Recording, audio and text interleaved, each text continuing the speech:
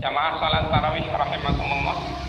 Di surat Yasin ayat 37 disampaikan wa ayatun, dan tanda-tanda kebesaran Allah lahum, bagi mereka. Bagi siapa? Kalau hum ini orang ketiga jamak. Kalau lakum orang kedua jamak. Laka orang pertama, orang kedua tunggal. Lahum berarti mereka. Berarti bukan hanya untuk umat Islam. Ayat-ayat Allah, tanda-tanda kekuasaan Allah dipampangkan itu bukan hanya untuk umat Islam, tetapi untuk semua manusia. Untuk apa kok ayat-ayatnya Allah, tanda-tanda kebesaran Allah itu dipampangkan di depan manusia? Agar manusia menyimpulkan bahwa tiada yang menciptakan ini kecuali Allah. Kesimpulannya begitu. Kalau sebelumnya kesimpulannya adalah alam ini pasti ada yang menciptakan. Terus dikerucutkan lagi, penciptanya itu tunggal. Terus dikerucutkan lagi, siapa pencipta yang tunggal itu? Itu dikhususkan, diperkenalkan oleh Allah di surat Al-A'raf ayat 54. 54 ayat surat Al-A'raf ini diperkenalkan. Inna rabbakumullah. Jelas-jelas. Sesungguhnya Rabbmu adalah Allah. Rabb itu apa? Pencipta, pengatur, pemelihara, yang memberi rizki, yang mendatangkan manfaat, yang mendatangkan bahaya. Itu hanya Allah, bukan yang lain. Kalau kemarin ada viral ya, pawang hujan, itu insya Allah bukan dari Islam. Dan insya Allah banyak ustadz, banyak mubalik yang menyimpulkan bahwa yang mengaku-ngaku tahu yang gaib, yang mengaku-ngaku bisa menghidupkan, bisa mendatangkan bahaya, bisa mendatangkan manfaat, bisa menyembuhkan, itu insya Allah biasanya bantuan dari jin. Nah, Rob, pencipta, pengatur, yang membuat kita sehat, yang membuat kita sakit itu hanya Allah. Itu diperkenalkan di surat Al-A'raf 54 ini. Balik lagi ke surat Yasin ayat 37. Wa ayatun, dan tanda-tanda kebesaran Allah lahum, bagi mereka. Banyak yang tadi dulu di ayat sebelumnya dan nanti ayat setelahnya banyak disampaikan tentang ayat-ayat Allah. Di ayat ini disampaikan al-lail, yaitu malam. Malam ini yang ditonjolkan itu adalah bahaya. Malam itu penuh bahaya. Kalau jin, genderuwo, demit, kuntilanak, sundel bolong itu biasanya keluarnya malam-malam. Maling, rampok, seringnya malam-malam. Bahaya. Makanya dulu waktu zamannya Rasulullah dan para sahabatnya hidup, Rasulullah melarang berjalan di waktu malam. Berjalan jauh dari kalau dari sini dari Malang ke Surabaya, dari Surabaya ke Jakarta, nggak boleh berjalan malam karena bahaya, sangat membahayakan keselamatan orang yang berjalan. Nah, itu yang seringnya itu ini dukun, santet, santet, sihir itu yang ampuh adalah malam.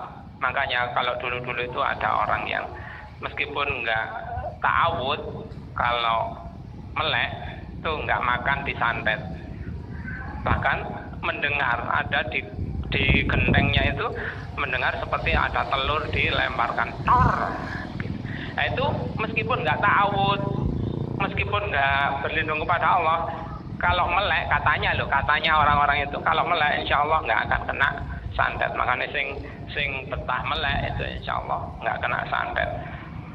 Nah, itu bahayanya malam. Nah, ini disampaikan oleh Allah, tanda-tanda kekuasaan Allah. Ada, Allah itu memberi kita suasana malam dan suasana siang. Siang untuk mencari nafkah, untuk kegiatan-kegiatan belajar yang lain-lain.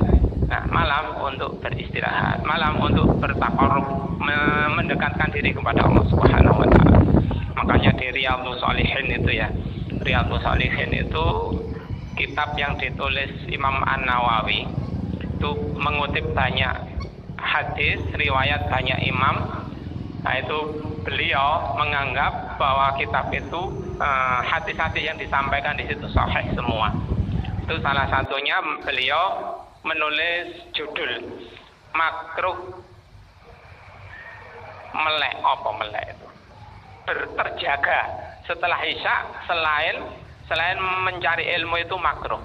Setelah isya idealnya, sunnahnya tidur. Untuk apa?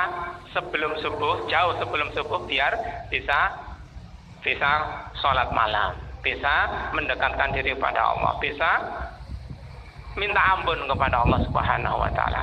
Dengan minta ampun kepada Allah Subhanahu wa taala di waktu sahur atau di waktu sepertiga malam yang terakhir, itu insya Allah banyak diijabahi doa-doa kita. Termasuk bahaya-bahaya yang mengancam tadi ya, yang mungkin nanti 10-20 tahun yang akan datang kita akan dihalang-halangi untuk berpuasa. Itu sejak sekarang kita hadapi. Bagaimana menghadapinya? Dengan mengadu kepada Allah Subhanahu wa taala. Kapan itu? Yang paling efektif, yang paling ampuh adalah di waktu malam. Naslahu ini meninggalkan, minhu darinya an-nahar, siang. Jadi malam ini meninggalkan siang.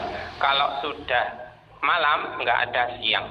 Nah, ini dikomentari, bukan ayat ini yang dikomentari ya. Ibnu Qayyim berkata, al-kufru wal iman mutaqabbilan. Idza zala ahaduhuma khalafahul akhar. Kekafiran dan keimanan itu berhadap-hadapan. Kalau salah satunya itu ada, yang lain nggak ada. Maknanya kalau ada kegelapan di situ nggak ada terang. Kalau terang, kalau siang di situ nggak ada kegelapan. Itu sudah sunnatullah, sudah hukum alam. Jadi keimanan itu juga begitu. Kalau orang beriman, insya Allah nggak kafir. Kalau sudah kafir, insya Allah hilang imannya. Jadi jangan abu-abu.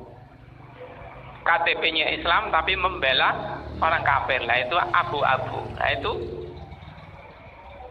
dianggap sebagai munafik. Nah, munafik itu lebih parah daripada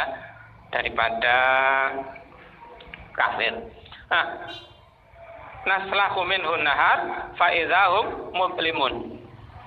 Maka dikala itu juga serta-merta mereka dalam kegelapan. Kalau di surat Al-A'raf 54 tadi, yughshil laila nahara yadlubuhu hasisa. Dia, Allah, menutupkan malam kepada siang yang mengikutinya dengan cepat. Malam dan siang berganti-ganti, bergiliran, dan diikuti dengan cepat. Pergantiannya dengan cepat. Ini kekuasaan Allah, dan balik lagi, kekuasaan Allah itu dipamerkan kepada semua manusia agar manusia menyimpulkan Rabbana ma khalaqta hadza batila subhanaka faqina adzabannar. Tauhid uluhiyah, tauhid rububiyah, dan tauhid asma wa sifat.